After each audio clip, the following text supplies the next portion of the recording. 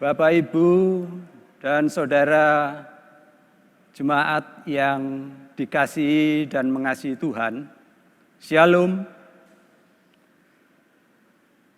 Di tengah-tengah suasana yang diliputi ketidakpastian dan kekhawatiran hidup, marilah kita membangun persekutuan di rumah masing-masing, menyatukan hati, iman, dan pengharapan kita melalui ibadah peringatan penderitaan dan kematian Tuhan kita, Yesus Kristus.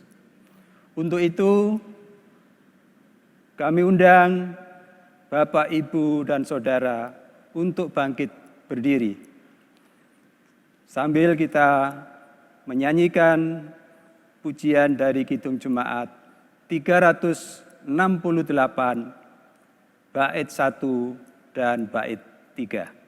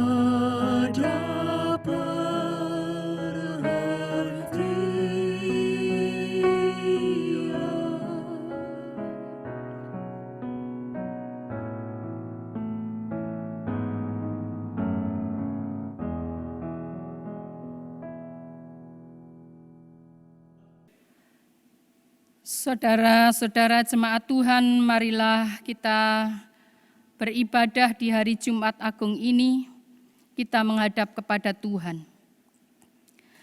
Di bawah kaki salib-Mu ya Tuhan Yesus, kami datang bertelut. mengakui kasih-Mu yang sempurna, kasih yang hidup sepanjang masa. Kami mengaku bahwa kami bisa beribadah dalam suasana terpisah jarak. Ini pun karena kasih-Mu yang senantiasa memelihara kami. Kasih dan damai sejahtera-Mu ya Allah, kiranya menyertai seluruh umat yang beribadah di Jumat Agung ini dimanapun juga mereka berada. Amin. Jemaat dipersilahkan duduk.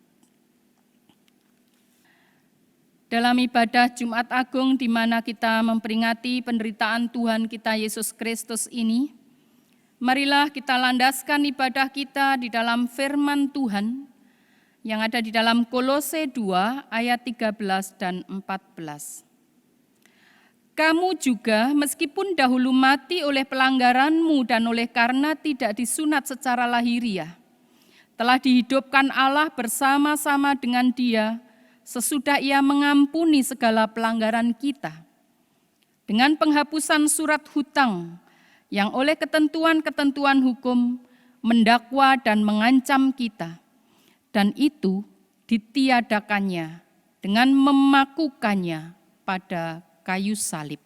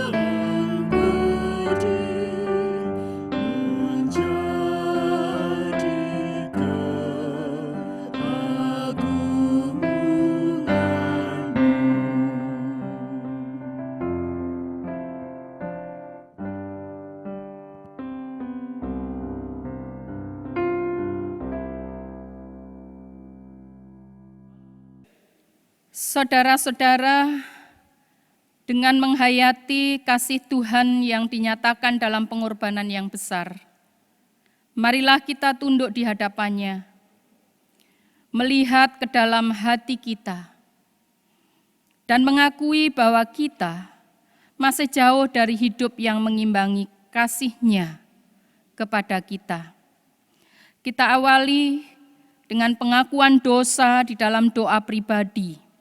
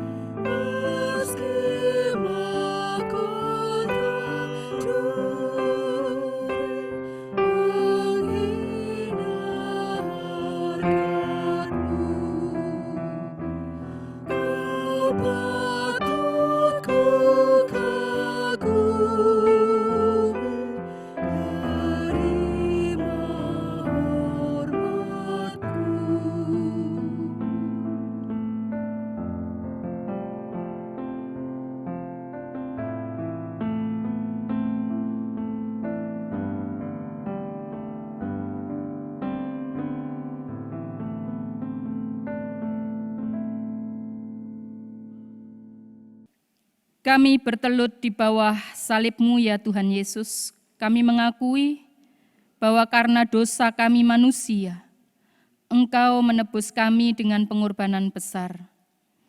Darah yang tercurah, luka yang membuat Engkau menderita, hinaan yang Kau terima melalui salib. Bukanlah kehinaan, tetapi itulah kemuliaan kasih-Mu. Ampunilah kami, jika kami sering melupakan pengorbanan-Mu.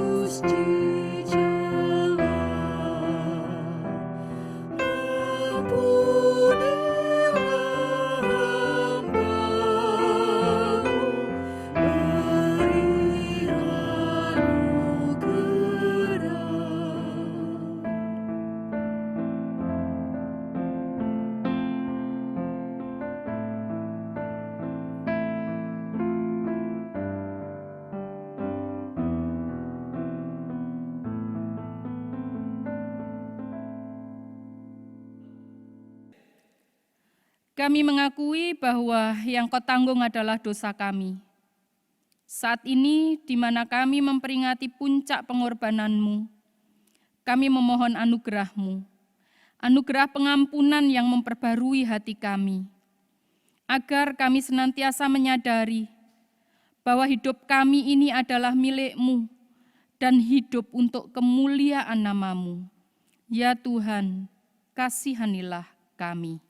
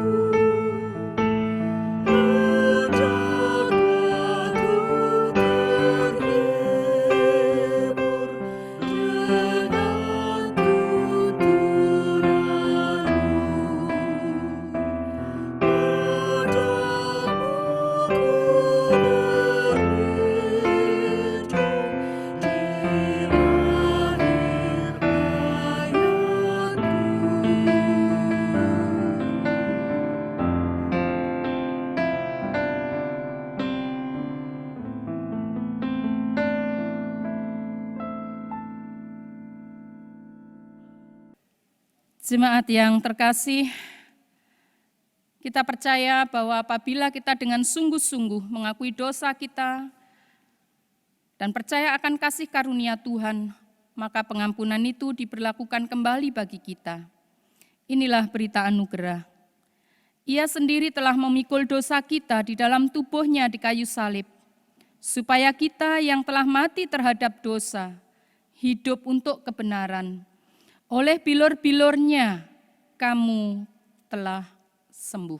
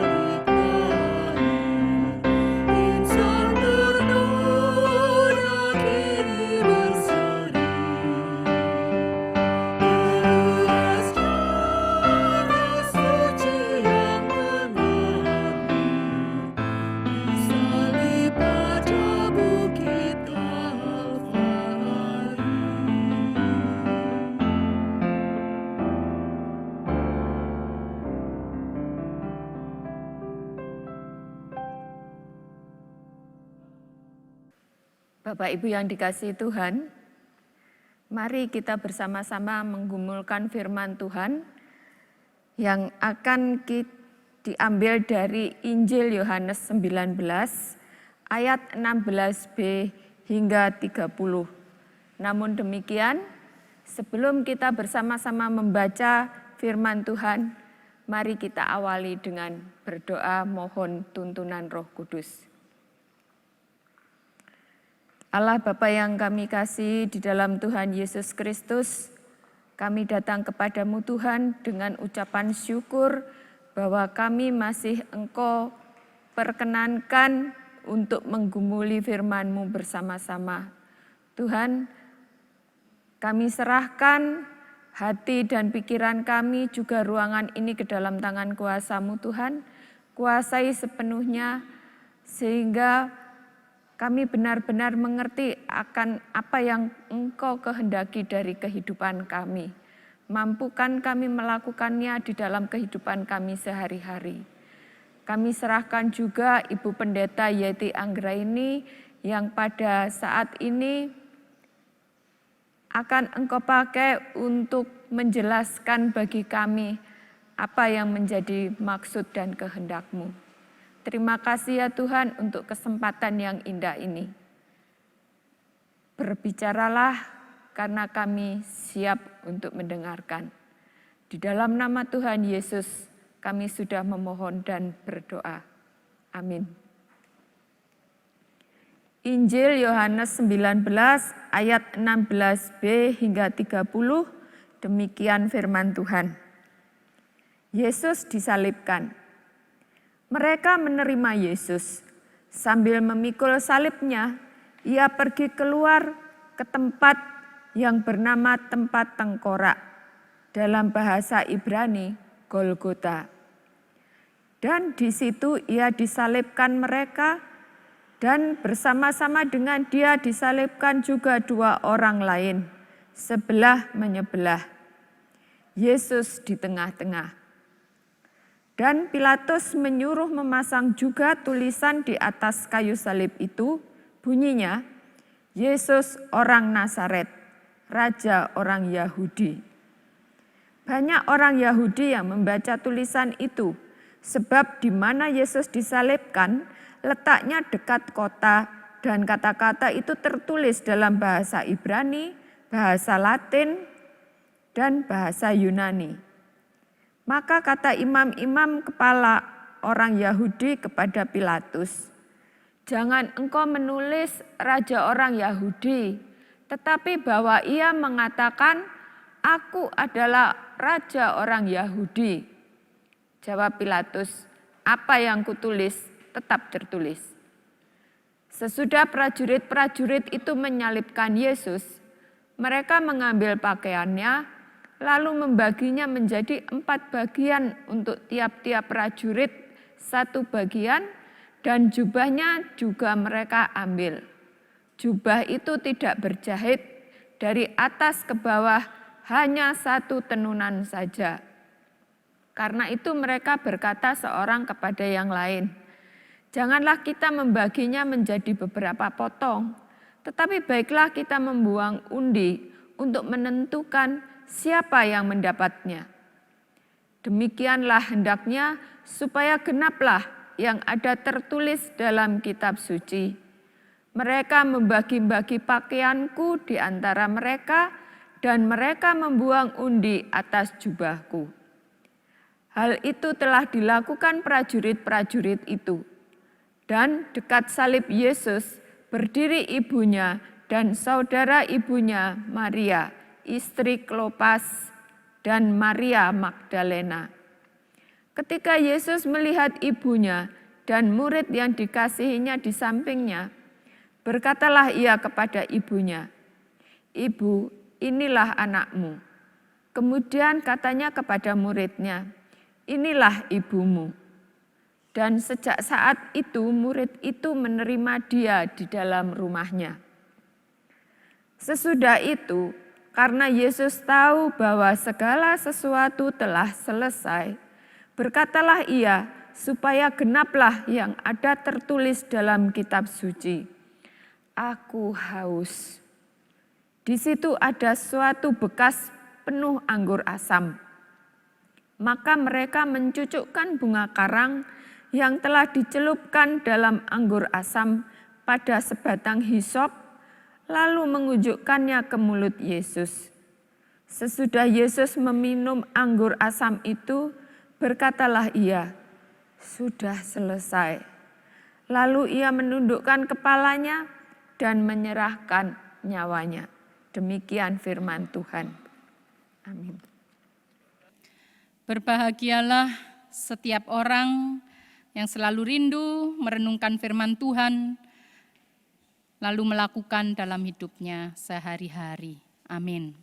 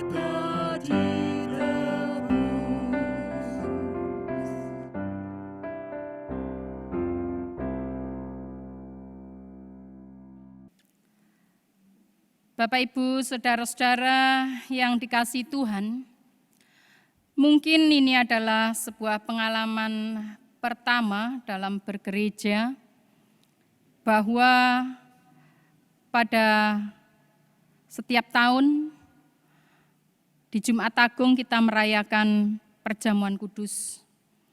Tetapi oleh karena keadaan, kita menunda perjamuan kudus itu. Meskipun demikian, kita hendak tetap merasakan penghayatan akan kasih Tuhan melalui penderitaannya, melalui ibadah dan perenungan akan penderitaan Tuhan. Perenungan Jumat Agung ini kita beri judul Berani Bertindak dan Bersikap Seperti Kristus. Saudara-saudara yang dikasihi Tuhan, setiap orang tentunya pernah mengalami rasa sakit. Entah itu secara fisik, karena sakit penyakit, karena cedera, ataupun karena terluka. Tapi rasa sakit itu juga bisa ada di dalam hati kita. Kita merasa tersakiti, atau kita merasakan sakit di dalam hati kita, mungkin ketika kita ditolak, kita dilecehkan, kita selalu merasa gagal, lalu keadaan-keadaan itu membuat kita kecewa. Bahkan lalu kita menyebutnya sebagai penderitaan. Hal-hal itu bukan hanya membuat kita menderita, tetapi ketika penderitaan itu kita biarkan, maka akan membuat kita menjadi semakin lemah, frustasi, dan tidak berguna dalam hidup ini. Banyak orang yang memiliki trauma-trauma dari pengalaman masa lalu yang menjadikan hidupnya menderita bahkan di sepanjang kehidupannya, untuk waktu yang cukup lama. Saudara-saudara, lebih-lebih kalau kita merasa dalam hidup ini, kita sudah melakukan yang terbaik. Kita punya niat yang baik, kita sudah berjuang. Lalu kita merasa kita dicela, disalahkan, ditolak. Hal itu seringkali menjadikan kita lalu putus asa dan apatis, nggak mau tahu, tidak mau lagi berbuat apa-apa. Bahkan membuat kita kecewa dan iman kita menjadi lemah. Dan mungkin juga kita menjadi marah dan dendam. Ada sebuah artikel yang mengulas tentang rasa sakit. Ini diambil dari sebuah kolom atau media yang berjudul Great Mind. Mungkin saudara-saudara tahu tentang media atau kolom ini. Disebutkan dalam artikel itu bahwa rasa sakit itu adalah sesuatu yang tidak bisa kita hindari. Setiap orang setidaknya satu kali pernah merasakan sakit dalam dirinya. Dalam arti ketika kehilangan orang yang dikasihi, mungkin. Saat berada dalam rasa sakit dan penderitaan, kebanyakan orang dan kita juga lalu sering berpikir, seakan-akan tidak ada lagi masa depan pengharapan yang cerah. Seakan-akan semuanya telah berakhir. Apalagi kalau kita berpikir tentang bahwa hidup kita akan baik-baik saja sesudah ini. Seringkali itu jauh dari pikiran kita ketika kita rasa menderita. Sebagai manusia, sebenarnya kita memiliki pilihan, bahkan juga dalam penderitaan. Sehingga kita bisa memilih dan menentukan apakah penderitaan itu kita biarkan mengambil harapan-harapan hidup kita dan menjadikan hidup kita semakin lemah dan hancur, atau sebaliknya kita jadikan sebagai sebuah pelajaran untuk tumbuh menjadi lebih kuat, atau membiarkannya untuk mengajarkan kepada kita tentang ketangguhan dalam hidup ini. Hari ini kita memperingati peristiwa penderitaan Tuhan kita Yesus Kristus yang sampai pada puncaknya, yaitu disalibkan.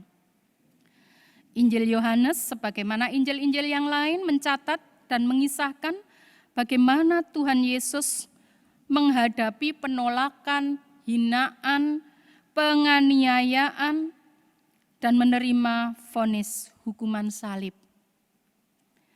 Bacaan kita hari ini cukup menggambarkan rasa sakit dan penderitaan lahir batin yang dialami oleh Tuhan kita Yesus Kristus. Hari ini kita bukan hanya memperingati penderitaan yang dialami oleh Tuhan kita untuk menyatakan kebenarannya saja, tetapi kita juga mau belajar bagaimana Tuhan kita menghadapi penderitaan. Kita juga mau membuka hati kita agar kita bisa menerima spiritnya, kekuatannya, kuasanya, sehingga kita pun menerima kekuatan dalam menghadapi berbagai rasa sakit dan penderitaan apabila itu pada waktunya kita hadapi dan kita alami dalam diri kita. Saudara-saudara, kita memahami dan meyakini bahwa penderitaan yang dialami oleh Tuhan kita Yesus Kristus adalah bagian dari konsekuensi, resiko dalam menjalankan misinya menyelamatkan dunia. Bukan karena ia ceroboh, bukan karena ia bersalah, bukan karena ia hidup semau-maunya, tapi hanya satu, karena misinya menyelamatkan dunia. Saudara-saudara, ia menghadapi semua perilaku dari orang-orang yang membuatnya menderita itu dengan penuh kekuatan, penuh kasih.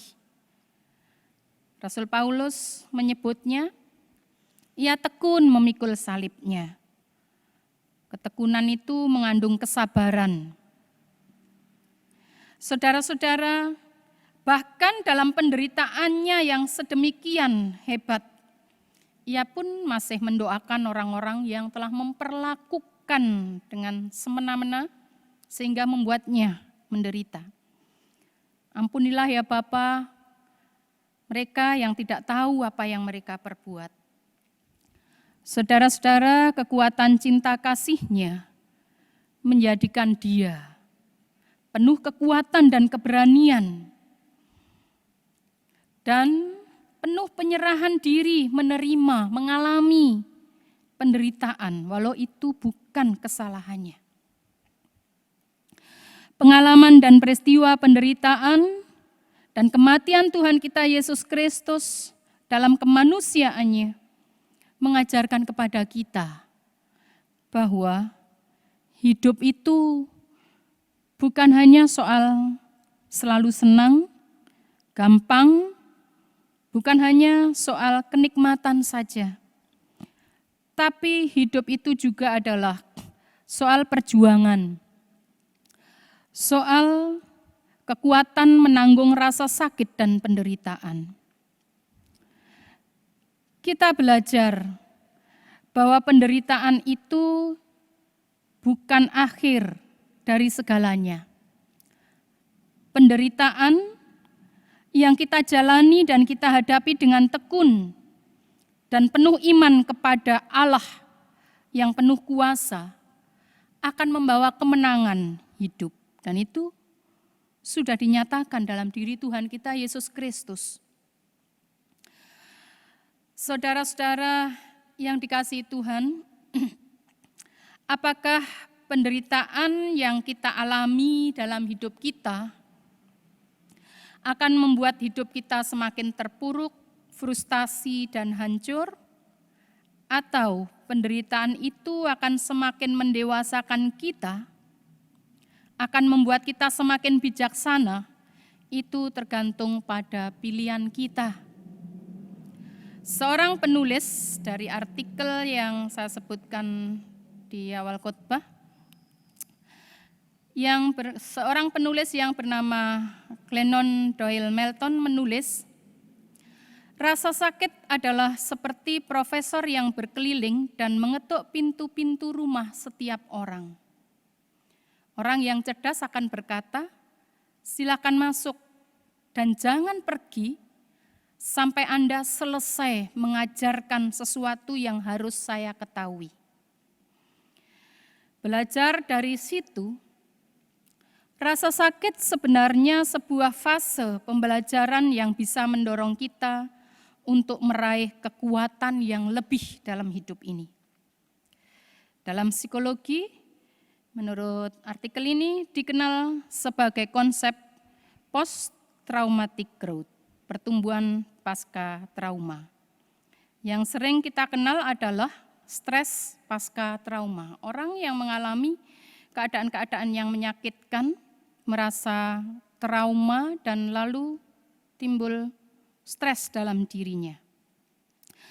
Tetapi sebaliknya konsep ini, konsep yang ditulis oleh Glennon Doyle Melton ini, penting untuk dipahami dan dipelajari agar rasa sakit dan penderitaan menjadi sebuah energi baru dalam hidup kita. Untuk bertumbuh menjadi manusia yang lebih hebat, lebih kuat. Untuk mencapai pada tahapan ini memang bukan hal yang mudah.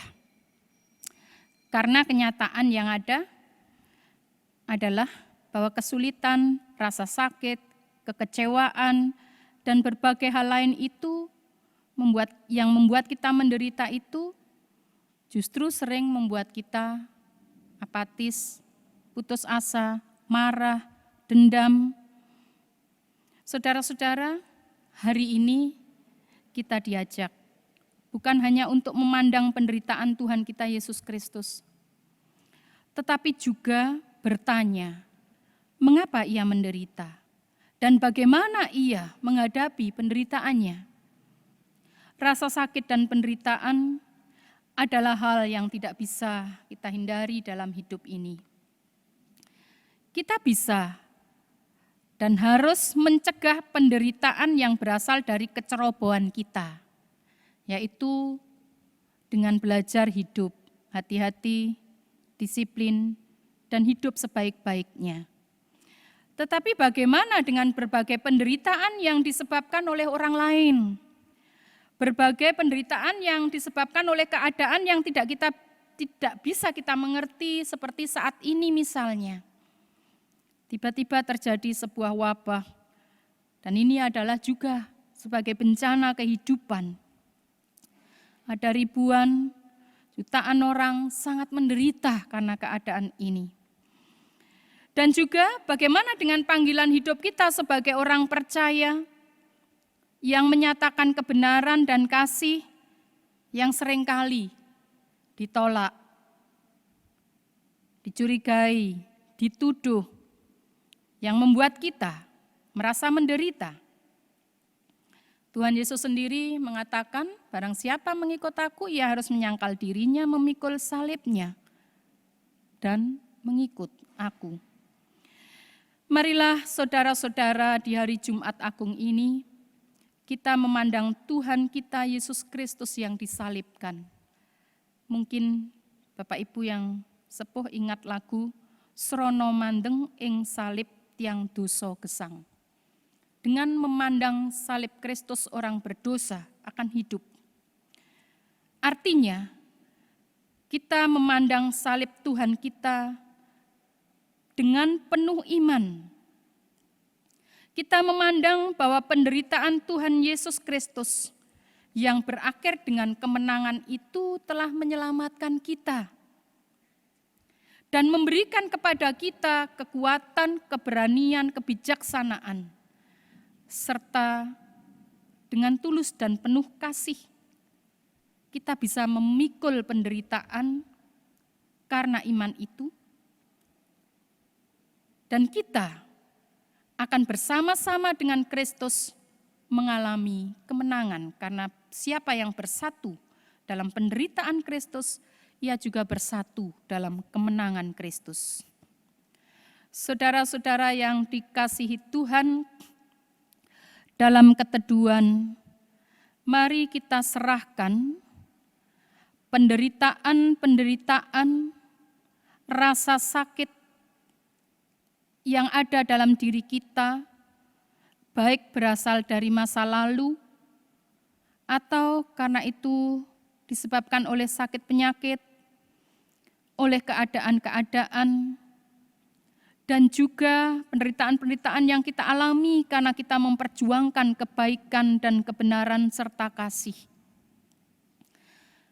Dalam keteduhan, mari kita rasakan bahwa keberanian, kekuatan Tuhan Yesus dalam menghadapi penderitaan pun juga dikaruniakan kepada kita, hingga kita beroleh kekuatan sampai pada kemenangan.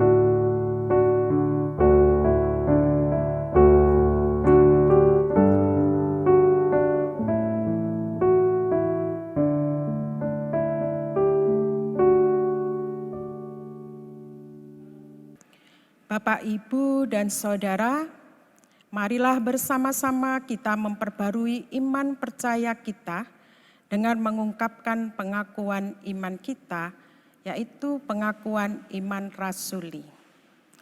Aku percaya kepada Allah, Bapa yang Maha Kuasa, Khalik langit dan bumi, dan kepada Yesus Kristus, Anaknya yang tunggal, Tuhan kita, yang dikandung daripada Roh Kudus, lahir dari anak darah Maria, yang menderita di bawah pemerintahan Pontius Pilatus, disalibkan, mati, dan dikuburkan turun ke dalam kerajaan maut. Pada hari yang ketiga, bangkit pula dari antara orang mati, naik ke sorga, duduk di sebelah kanan Allah, Bapa yang Maha Kuasa, dan akan datang dari sana untuk menghakimi orang yang hidup dan yang mati. Aku percaya kepada Roh Kudus, gereja yang kudus dan am, persekutuan orang kudus, pengampunan dosa, kebangkitan daging, dan hidup yang kekal. Amin. Bapak, Ibu, dan saudara yang dikasihi Tuhan, tidak ada hal yang lebih besar dan lebih layak kita nyatakan kepadanya ketika kita menghayati betapa besar kasih dan pengorbanannya. Rasul Paulus mengatakan, "Aku manusia celaka. Siapakah yang akan melepaskan aku dari tubuh maut ini? Syukur kepada Allah oleh Yesus Kristus Tuhan kita." Kita dapat mewujudkan syukur kepada Allah dengan berbagai macam cara. Bapak, Ibu, dan saudara sekalian yang akan menyatakan syukur melalui persembahan syukur Jumat Agung bisa melakukan dengan cara transfer ke rekening GKJW Jemaat Tulang Bawang, atau memasukkan ke amplop dan Bapak Ibu mengantarkan ke gereja, atau menunggu saat kesempatan ke gereja tiba kembali. Apapun bentuk ungkapan syukur kita yakin akan diberkati Tuhan jika kita melakukannya dengan tulus dan penuh sukacita. Untuk itu, marilah kita memuji Tuhan melalui Kidung Jemaat 364, kita pujikan bait pertama dan 5.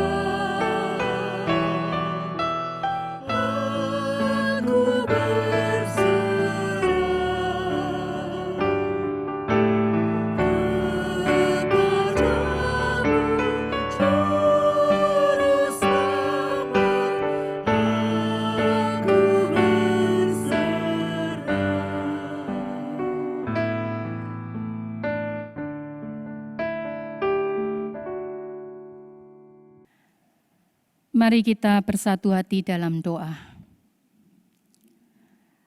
Kami naikkan syukur padamu Tuhan, walaupun kami tidak bisa bersama-sama berjumpa dan dekat secara fisik.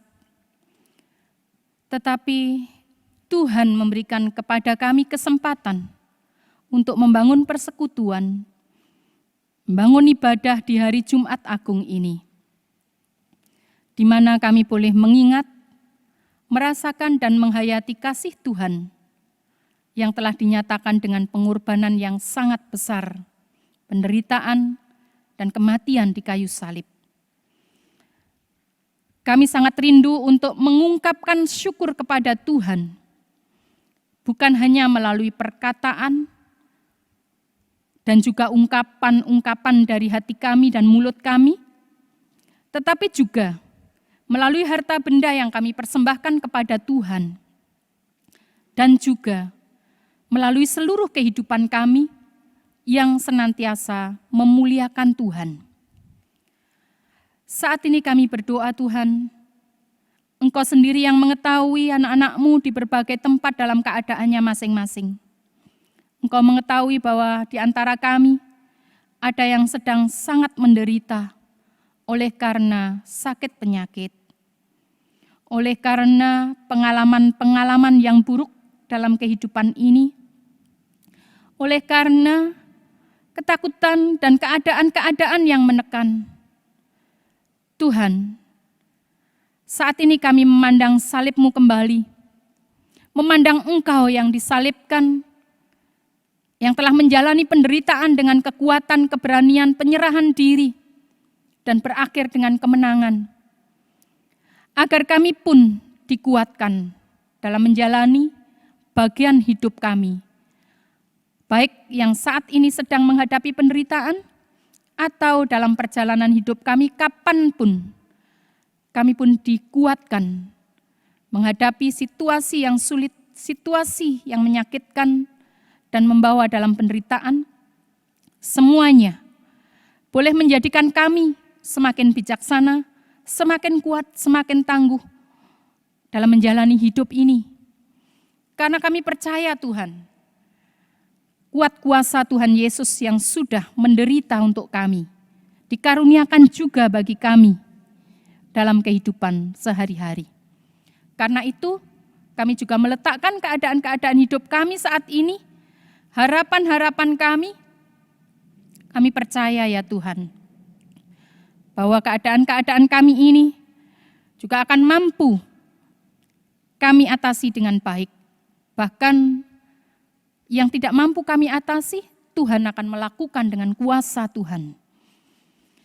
Karena itu kami percayakan hidup kami sepenuhnya kepada Tuhan, juga keluarga kami, saudara-saudara kami di jemaat-Mu, khususnya GKJW Tulang Pawang yang sedang ada dalam berbagai kesulitan dan penderitaan. Demikian juga, biarlah kami selalu mengingat, kami selalu mendoakan orang-orang yang saat ini menderita karena berbagai penyakit, dan juga karena sakit akibat terinfeksi virus corona COVID-19. Kami berdoa untuk semua orang yang berjuang untuk kebaikan dalam hidup ini, baik mereka yang terjun langsung dalam pengatasan untuk mencegah penyebaran virus corona, ataupun mereka yang berjuang di bidang-bidang yang lain. Berkatilah Tuhan karena tantangan mereka juga cukup besar. Biarlah mereka dikuatkan senantiasa, sehingga kuasa-Mu melalui orang-orang yang Kau pilih, melalui gereja-Mu, melalui orang-orang Kristen, juga boleh senantiasa dinyatakan, baik di negara kami maupun di tempat-tempat lain. Ya Tuhan, inilah doa kami pada saat ini, yang kami serahkan sepenuhnya kepada-Mu, bersama-sama dengan hidup kami dan segala keadaan kami. Kami percaya Tuhan berkenan menyempurnakan doa dan persembahan kami yang jauh dari sempurna, sebab semua kami serahkan hanya di dalam Tuhan Yesus Kristus yang kasih-Nya sempurna. Dalam nama Tuhan Yesus kami juga mau menghayati doa yang telah diajarkan kepada kami.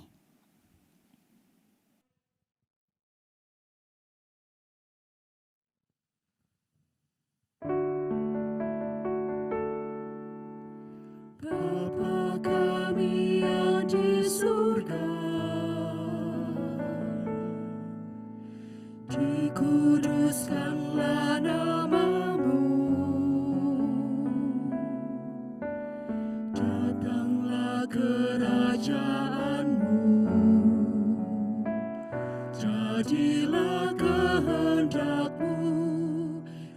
bumi seperti yang di surga. Berikan kami hari ini makanan yang secukupnya. Ampuni kesalahan kami, seperti kami ampuni orang yang bersalah pada kami. Jangan bawa kami ke dalam pencobaan, tapi lepaskan kami dari yang jahat. Karena Engkau punya kerajaan dan kuasa, kemuliaan selamanya.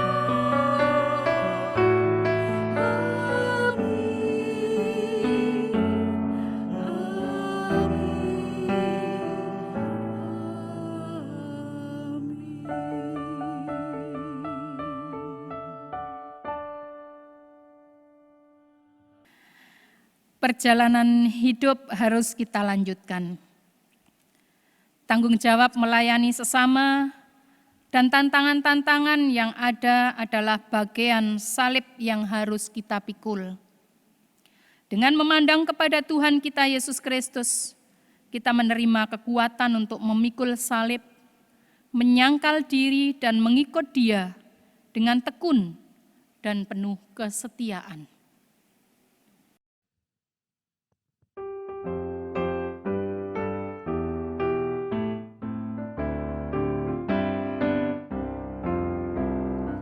Ikuti saja Tuhan, jalan damai bagiku. Aku selamat dan sentosa hanya oleh darah-Mu. Aku ingin ikuti Kau dan mengabdi padamu. Dalam Dikau juru selamat, bahagia penuh.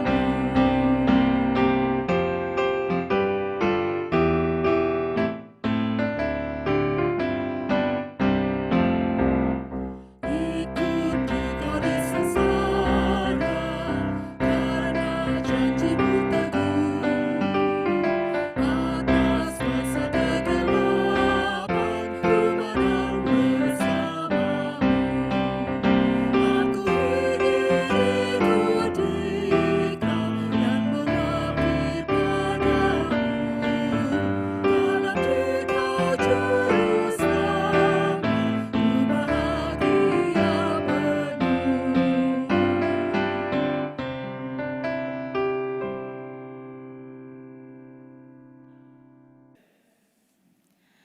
Saudara-saudara, kita akhiri ibadah peringatan penderitaan Tuhan di Jumat Agung ini dengan memohon berkat-Nya. Terimalah berkat Tuhan. Allah Bapa yang penuh kasih, yang telah menyatakan kasih-Nya di dalam Tuhan Yesus Kristus, mengaruniakan kuasa Roh-Nya untuk memberi kekuatan dan keberanian kepada saudara-saudara, menyatakan kasih-Nya dalam kehidupan sehari-hari. Amin.